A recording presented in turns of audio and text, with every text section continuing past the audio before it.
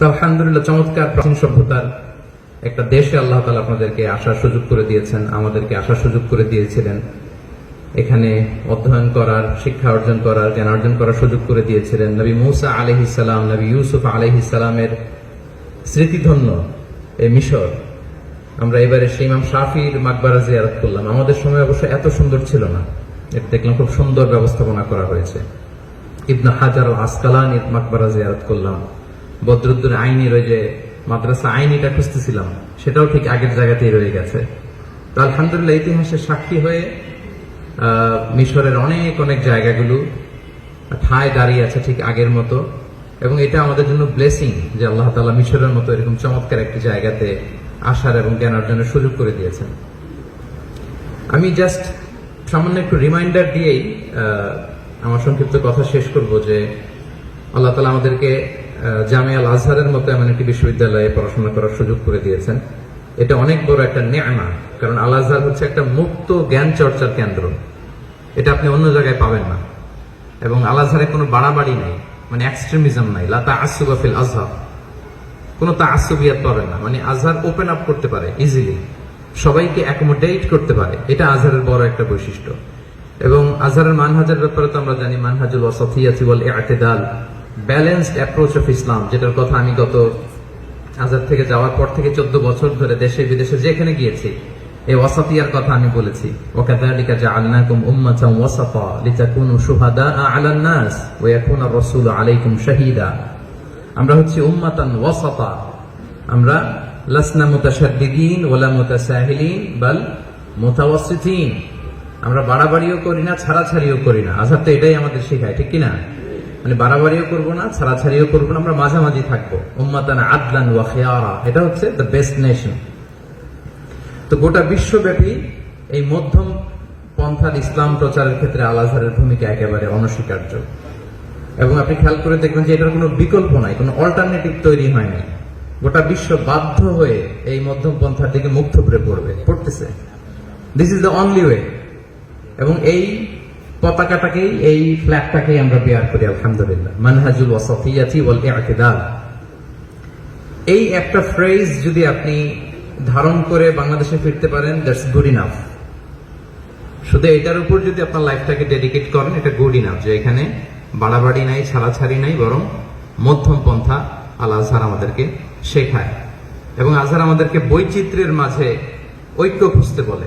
আল ওয়াহদাতু বাইনাত তানাওwu, এক একজনের এক এক চিন্তা, এক এক আইডিওলজি, এক এক ব্যাকগ্রাউন্ড থেকে আমরা এসেছি, কিন্তু আমাদের মধ্যে ঐক্য থাকতে হবে। আপনি দেখবেন যে বিভিন্ন ফিকহি ভিন্নতা বা আকীদাগত ভিন্নতা সহ আজহার কিন্তু সব মাযহাবের ছাত্র শিক্ষকদেরকে ধারণ করে। অবক্রা শিয়াদেরও সেন্টার আছে এদিকে, আমাদের সময় ছিল, এখন আছে না? ওরা আসে, নামাজ পড়ে, 4 মাযহাবের সব স্কলার্সরা আসে, ছাত্ররা আসে। মানে গোটা উম্মাকে ধারণ করার একটা মেন্টালিটি আজহারের মধ্যে আছে। এবং এই মেসেজটা, এই বার্তাটা যেন আমরা সাথে করে নিয়ে যেতে পারি। আল আজহারের কুল্লিয়াতে পড়াশোনা করা ছাড়াও বিভিন্ন মারকাজে যে পড়াশোনা করার সুযোগ থাকে, বিভিন্ন মাশায়েখদের দুরুসগুলোতে বসার সুযোগ থাকে। আমি তো বলি যে আজহারে এসে 4 বছর ঘুরে ঘুরে সাইনবোর্ড গুলা পড়লেও অনেক আরবি শিখে যেতে পারবে। বিভিন্ন লাওহার মধ্যে যা যা লেখা থাকে, এগুলো যদি কেউ হল করে যেতে পারে, সেও আরবির অনেক কিছু শিখে যেতে পারবে। আলহামদুলিল্লাহ, এই অপরচুনিটি গুলো আল্লাহ তাআলা আপনাদেরকে দান করেছেন। এর ক্ষেত্রে বন্ধুরা, বুসে আমরা যারা থাকি, এটা তো দুনিয়ার জান্নাত আমার কাছে মনে হয়। আল্লাহু আকবার। সকালবেলা আমি রেডি হওয়ার আগে আমার নাস্তা রেডি হয়ে আছে। পৃথিবীর এরকম কোথাও পাবেন? দুপুরে আপনি রেডি হন নাই, কিন্তু আপনার দুপুরের খাবার রেডি। আমি যে 2008-এ আসছি, মিনহা কত পাইতাম জানেন? 100 পাউন্ড। তো আমরা 100 পাউন্ড দিয়ে শুরু করলাম, 2 বছর পরে এটা 200 পাউন্ড হয়ে গেল। হায় রে খুশি, ডবল হয়ে গেছে। তো আলহামদুলিল্লাহ, দেখেন আপনাদের থাকা, অ্যাকোমোডেশন, ফুডিং, চিকিৎসা, এরপরে আমাদেরকে রেহলায় নিয়ে যেত, এগুলো তো বোধহয় আছে আপনাদের। আলেকজান্দ্রিয়াতে নিয়ে যেত, মতহাফে নিয়ে যেত, বুরসাইদে নিয়ে যেত, লুকসুর আসওয়ানে নিয়ে যেত। এই যে অপরচুনিটি গুলো, তারপর বই কেনার জন্য আমাদের সময় টাকা দিত, মেডিকেল ফ্যাসিলিটিস ছিল, দেশে যাওয়ার জন্য টিকিট সরবরাহ করতো। আপনাদের সময় শুনলাম এখন 2টা টিকিট দেয় ব্যাচেলর করলে। এই অপরচুনিটি আমরা কোথাও পাবো না। এটা ফুরসা জাহাবিয়া, golden chance, once in a lifetime, জীবনে একবার, আর আসবে না। এখন মনে চাই, ইস, আরো যদি বই কিনতে পারতাম, আরো যদি পড়তে পারতাম, আরো কয়েক বছর যদি আলাজারে কাটাতে পারতাম। এই সুযোগটা আর আসবে? ব্যস্ত যখন হয়ে যাবেন তখন বুঝবেন যে এই যে ফারাগা কবলা শুগলিক, রাসূল সাল্লাল্লাহু আলাইহি ওয়াসাল্লাম যে বলেছেন, ব্যস্ত হওয়ার আগে তুমি তোমার অবসর সময়টাকে কাজে লাগাও, এটাকে গনিমত মনে করো। এটা এখন বুঝতে পারবেন না। সুম্মা লা তুসআলুন্না ইয়াওমাইযিন আনিন নাঈম, একটা একটা করে আল্লাহ তাআলা এই নিয়ামতগুলোর ব্যাপারে জিজ্ঞেস করবে যে ১৫০০ যে পাইছো, থাকার যে ফ্রি সুযোগ পাইছো, মিশরের একেবারে জাতীয় খাবার যে রেডি ছিল, সকাল দুপুর রাত গরম গরম খাবার, এগুলো খেয়ে কি করছো? সেদিন কিন্তু আল্লাহর কাছে জবাবদিহি করতে হবে। আল্লাহ তাআলা স্পেশালি বলেছেন যে নিয়ামত যাদেরকে দিয়েছি, এই নিয়ামতের ব্যাপারে তাদেরকে কিন্তু আমি জিজ্ঞেস করব। তো সুপ্রিয় শিক্ষার্থী বন্ধুরা, আমি খুব সংক্ষেপে এই কথাটাই বলতে চাই যে আমরা যেন আমাদের সময়টাকে কাজে লাগাই। এই সময় আর আসবে না, এই সময় আপনি কখনোই আর পাবেন না।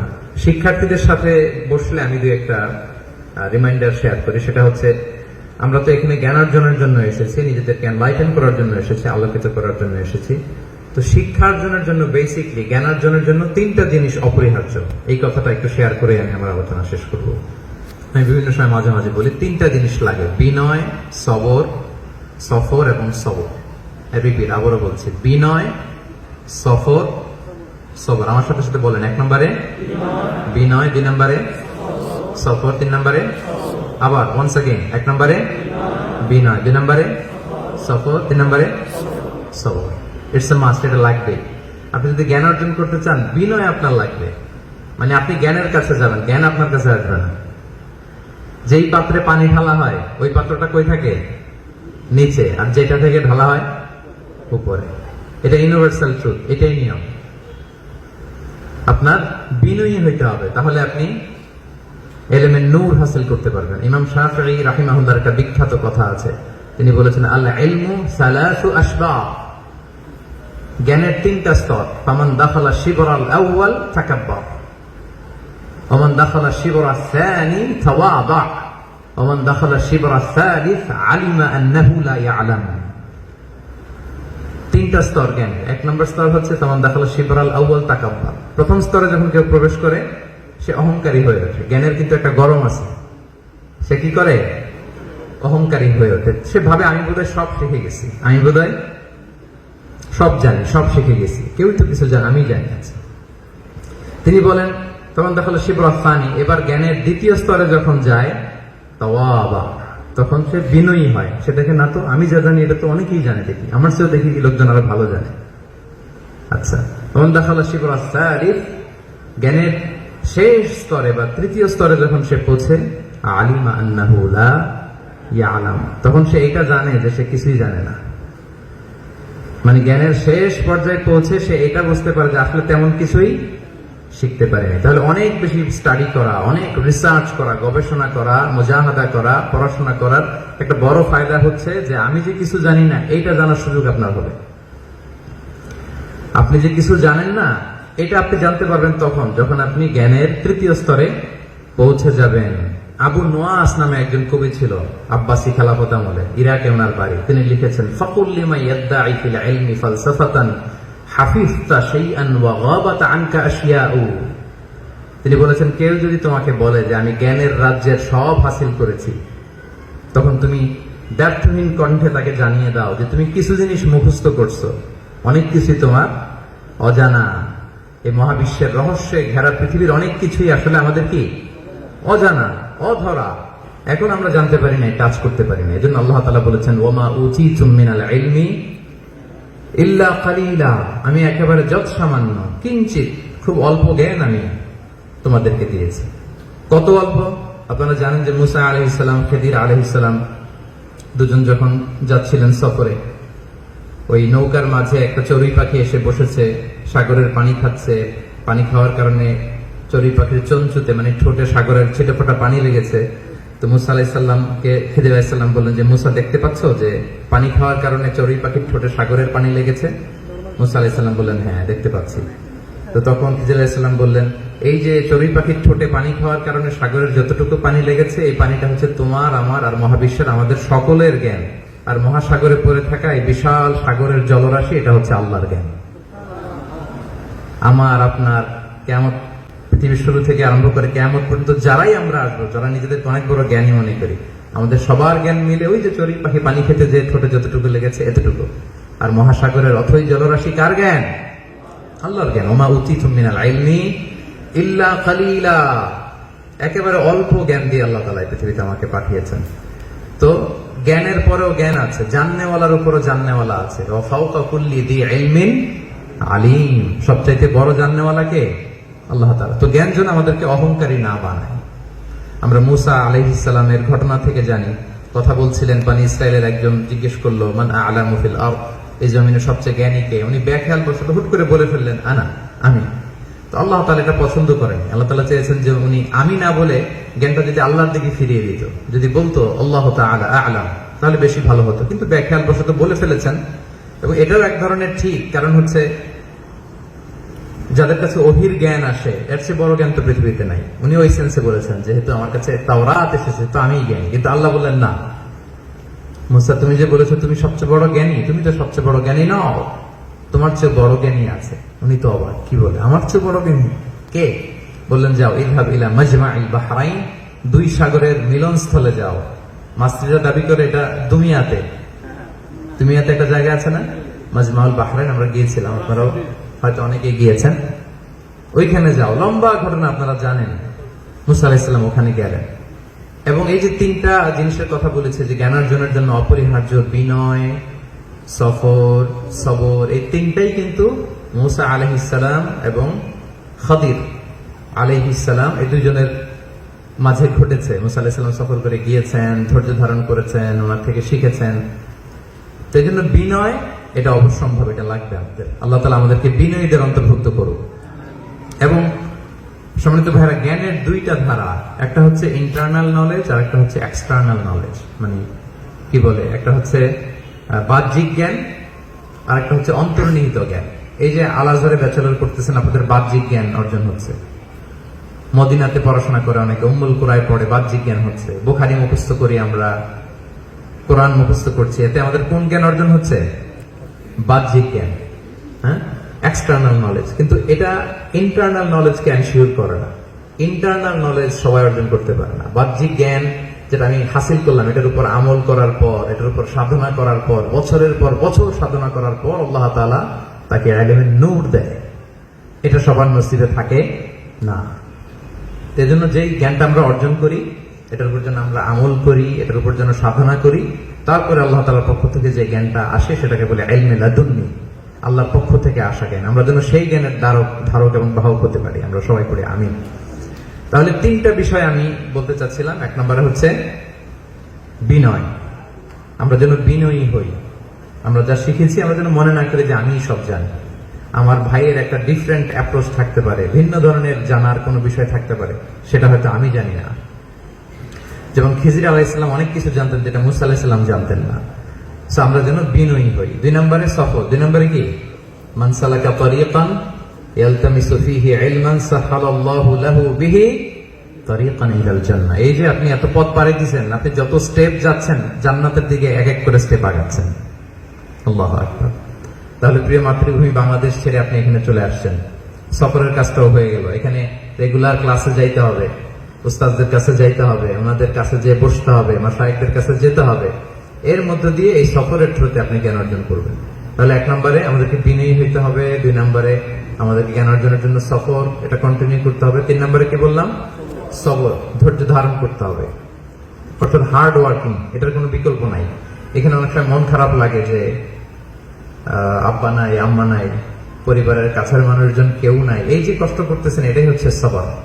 এই সবর ছাড়া, হার্ড ওয়ার্কিং ছাড়া পৃথিবীতে কেউ সফল হতে পারে না। যত সফলতার গল্প আপনি শুনবেন, তার পেছনে যে দেখবেন যে এর পেছনে হিউজ মুজাহাদা আছে, হার্ড ওয়ার্কিং আছে। তাহলে আমরা বিনয়ী হব এক নম্বরে। কি হব? দুই নম্বরে কি করব? সফর, কন্টিনিউয়াস সফর করতে হবে। ইমাম শাফিঈ রাহিমাহুল্লাহর কবরে ওখানে লেখা আছে যে সফর করলে 5টা জিনিস হাসিল হয়। তো লম্বা চড়া কথা, কেউ পড়ছেন এই কবিতাটা? কবিতার ব্যাপারে আগ্রহ নাই? ইয়া আবনা আল আজহার, ইয়া সুফারা আল আজহার, আজহারি শায়েখরা তো এমন নুসুজ বলে খুতবা দেয়, কবিতা বলে, পুরা গম গম করে জুমার মসজিদের খুতবা, ঠিক কিনা? আপনারা এগুলো শুনতে যান না? বিভিন্ন বড় বড় মাশায়েখদের খুতবাগুলো দেখবেন যে অর্ধেক খুতবা কবিতা দিয়ে চালাই দিচ্ছে। কি দিয়ে? কবিতা দিয়ে। তো ইমাম শাফিঈ রাহিমাহুল্লাহ উনি খুব চমৎকার ভাবে বলেছেন যে সফরের কি কি ধরনের ফায়দা। তো এই জন্য আমাদেরকে সফর করতে হবে এবং ধৈর্য ধারণ করতে হবে। ধৈর্য ধারণ করতে হবে, চেষ্টা করে যেতে হবে। আল্লাহ তাআলা যে আপনাকে কোথায় নিবে আপনি জানেনই না। খুত্তাতুল্লাহি আ'যামু মিন খুত্তাতিনা, আমাদের প্ল্যানের চেয়ে আল্লাহর প্ল্যান অনেক বড়। আপনি হয়তো এই এতটুকু দেখতেছেন যে পাশ করে যদি এটা করতে পারতাম, এরপরে যদি ওইটা করতে পারতাম, কিন্তু আল্লাহর প্ল্যানে হয়তো এত দূর আছে আপনি শুনলে অবাক হয়ে যাবেন। আল্লাহর ধনভাণ্ডারের কোনো ঘাটতি নাই, কোনো কমতি নেই। আমরা যার যেটা লাগবে সবও যদি দিয়ে দেয়, আল্লাহ বলেন লাউ আন্না আউওয়ালাকুম ওয়া আখিরাকুম ওয়া ইনসাকুম ওয়া জিন্নাকুম কামু আলা সাঈদিন ওয়াহিদ, তোমরা সবাই পৃথিবীর শুরু থেকে শেষ পর্যন্ত সবাই মিলে যদি দাঁড়িয়ে চাইতে থাকো যার যা লাগবে, সবার চাওয়া যদি পূরণ করি, সবও যদি আমি আল্লাহ দিয়ে দেই, আমি আল্লাহর ধনভাণ্ডারের 1 ইঞ্চিও কমবে না। এজন্য আল্লাহর কাছে চাইতে আমরা বড়টা চাবো। কি চাবো? বড়টা চাবো। এজন্য রিজিক নিয়ে টেনশন করবেন না প্রিয় ভাইরা। আপনি আপনার কাজ করেন, রিজিকের টেনশন কার? রিজিকের প্ল্যানিংটা করে কে বলেন তো? আমরা অনেক সময় এত টেনসড হয়ে যাই যে ব্যাচেলর করার পর কি করব, মাস্টার্স কোথায়, পিএইচডি কোথায়, কি হবে ক্যারিয়ারের, হতাশ। মানে যেটা আল্লাহ করবে এই দায়িত্ব উনি নিয়ে গেছে। তো আল্লাহ তখন রেগে মেগে বলে যাও, যে দায়িত্ব আমার ছিল এটা যখন তুমি নিছো, দেখি তুমি তোমার রিজিকের বন্দোবস্ত কেমন করো। এজন্য নাতাওয়াক্কালু আলাল্লাহিল মুস্তাআন, আমরা আমাদের চেষ্টাটা করব। আস-সা'য়ু মিন্না ওয়াল ইতমামু মিনাল্লাহ। আপনি রিজিক নিয়ে টেনশন করবেন না। আপনি জাস্ট এখান থেকে কোয়ালিফাইড হয়ে বের হয়ে আসেন। চাকরি, অর্থ, সম্মান আপনার জন্য অপেক্ষা করতেছে। For sure I am telling you, আপনি কল্পনা করতে পারবেন না কত বিশাল বিশাল অপরচুনিটি আপনার জন্য অপেক্ষা করতেছে, আপনি কল্পনা করতে পারবেন না। আপনি জাস্ট চেষ্টা করবেন। এই যে আমরা বাংলাদেশে শিক্ষা কার্যক্রম পরিচালনা করবার জন্য আপনারা জানেন যে হাসানা ফাউন্ডেশন আমরা কাজ শুরু করেছি। খুব অল্প সময় হলো, বেশি দিন হয়নি। সেখানে আমরা যখন রিক্রুট করতে যাই আমাদের অনেক কষ্ট হয়। মানে বাংলাদেশে কাজও আছে, অনেক লোকও আছে, কিন্তু কাজের লোক নাই। কথা বুঝতে পেরেছেন? কাজও আছে, অনেক লোকও আছে, কি নাই? কাজের লোক। আপনি কাজের লোক হয়ে আসেন, মানে কাজ শিখে আসেন, কোয়ালিফাইড হয়ে আসেন, দেখবেন যে কাজের কোনো অভাব নাই। আমরা কয়েকটা পদের জন্য অ্যানাউন্সমেন্ট করেছিলাম, 10,000 সিভি আসছে। কয় হাজার? 10 জনকে রাখার সুযোগ হয় নাই আমার, 10 জনকে। তাহলে চিন্তা করেন কি পরিমাণে কোয়ালিটি, ক্রেডিবিলিটি খরা যাচ্ছে আমাদের। আপনি শুধু যদি আরবিটা ভালো করে শিখে আসেন, যে আমি যে কোনো ক্লাসিক্যাল তুরাসি বইয়ের আরবি সহজে অনুবাদ করতে পারি, আপনার জন্য চাকরি রেডি, আমার কাছ থেকে নেবেন এসে চাকরি। আপনি জাস্ট শুধু ইংরেজি ভাষাটা যদি জানেন, আপনার জন্য অনেক কাজ রেডি। আপনি জাস্ট তর্জমা করতে জানেন ভালো, আরবি থেকে ইংলিশ, ইংলিশ থেকে আরবি।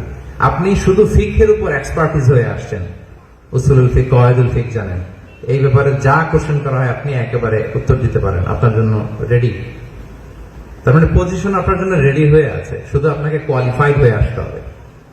এই জন্য এখান থেকে আমাদেরকে শিখে যাইতে হবে, কোয়ালিফাইড রিসোর্স হয়ে যেন আমরা বাংলাদেশে ফিরি। আমরা আমাদের সর্বোচ্চটা দিয়ে যেন চেষ্টা করি, রিসার্চের যে ওয়ে আছে এগুলো যেন শিখি।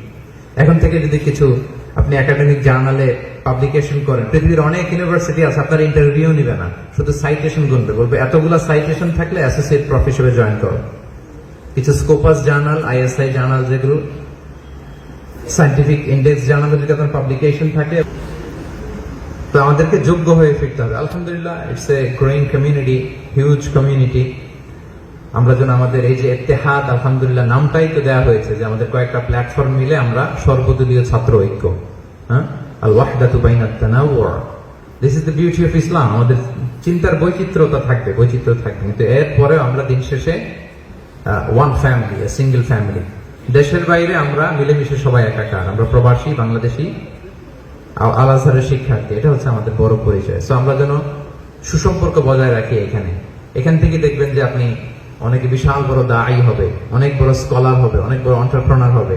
এখান থেকে কেউ দেখা যাবে যে কুষ্টিয়া বিশ্ববিদ্যালয়ের, ইসলামী বিশ্ববিদ্যালয়ের ভিসি হয়ে যাবে। অনেক অপরচুনিটি আমাদের জন্য অপেক্ষা করছে।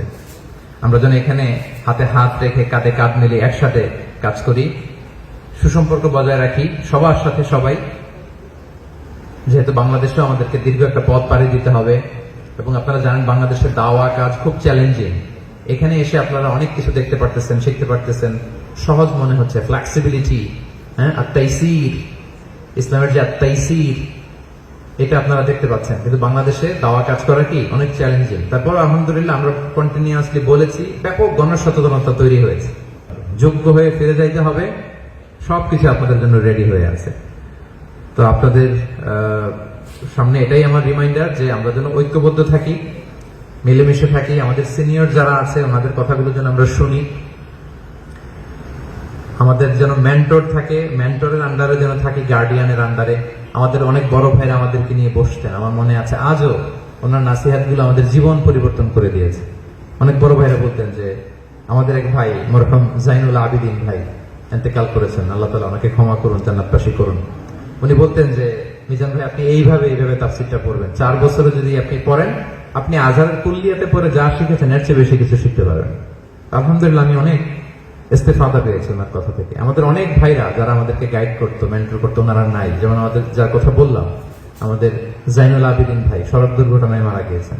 আমাদের আরেকজন বড় ভাই ছিলেন হেদায়েত ভাই, আপনারা চিনেন হেদায়েত ভাই? আমাদের অত্যন্ত কাছের মানুষ ছিলেন। হেদায়েত ভাই নিউমোনিয়াতে ইন্তেকাল করেছেন। তাবলীগের সাথে জড়িত ছিলেন আমাদের এক ভাই, বড় ভাই রফিক ভাই, doctor Rafiqul Islam, corona virus ইন্তেকাল করেছেন। এভাবে আমাদের অনেক বড় ভাইরা চলে গিয়েছে। তো আমাদের মধ্যে থেকে যারা এখানে দক্তুরা আমরা করছি, আমরা অনেক কিছু শেখার জানার সুযোগ হয়েছে। নতুন যারা আসবে তাদের মধ্যে থেকে পটেনশিয়াল যাদেরকে মনে হবে, আমরা যেন তাদেরকে নিয়ে আলাদা প্রাইভেট সেশন করি, তাদেরকে যেন আমরা ইন্সপায়ার করি, মোটিভেট করি। কে জানে তাদের মধ্যে থেকে বড় বড় স্কলার বের হয়ে আসবে, তাদের মধ্যে থেকে অনেক বড় বড় ওসমান হাদির মতো এরকম কন্ট্রিবিউটর বের হয়ে আসবে, ঠিক কিনা বলেন? এই সুযোগগুলো যেন আমরা কাজে লাগাই। আপনারা সবাই এখানে ঐক্যবদ্ধ থাকুন, সময়গুলো কাজে লাগান। আল আজহার থেকে যা নেয়ার আছে বাংলাদেশে অনেক কিছু, শেখার আছে অনেক কিছু, এগুলো যেন আমরা নেই। আর ছোট্ট একটা ইনিশিয়েটিভ আমরা নিয়েছি হাসানা ফাউন্ডেশন থেকে, অনেকগুলো অলিম্পিয়াড আমরা করেছি, রমাদানে কোরআন অলিম্পিয়াড আছে, আমরা কিছু শিক্ষা প্রতিষ্ঠান নির্মাণের আমাদের প্ল্যান আছে। একটু সময় নিচ্ছি আমরা, এক্সিস্টিং যত কারিকুলাম আছে বাংলাদেশে এগুলোকে থরোলি ইনভেস্টিগেট করে আমরা একটা বেটার কারিকুলাম নিয়ে কাজ করতে চাই। আপনাদের কাছে আমি আন্তরিক দোয়া চাই। দেশে আসলে আমাদের ফাউন্ডেশনে আপনাদেরকে চা খাওয়ার দাওয়াত দিয়ে রাখলাম, আসবেন ইনশাআল্লাহ। আর এটা তো আমার কায়রোতে দ্বিতীয় সফর, আবারও হয়তো নেক্সট কোনো সফরে আসলে আবারও লম্বা চূড়া আপনাদের সাথে সাক্ষাৎ হবে, কথা হবে। তো আপনাদের সাথে মিলিত হতে পেরে, এই প্রোগ্রামে উপস্থিত হতে পেরে আমি অত্যন্ত সম্মানিত বোধ করছি, খুবই সম্মানিত বোধ করছি। It's an opportunity and honour.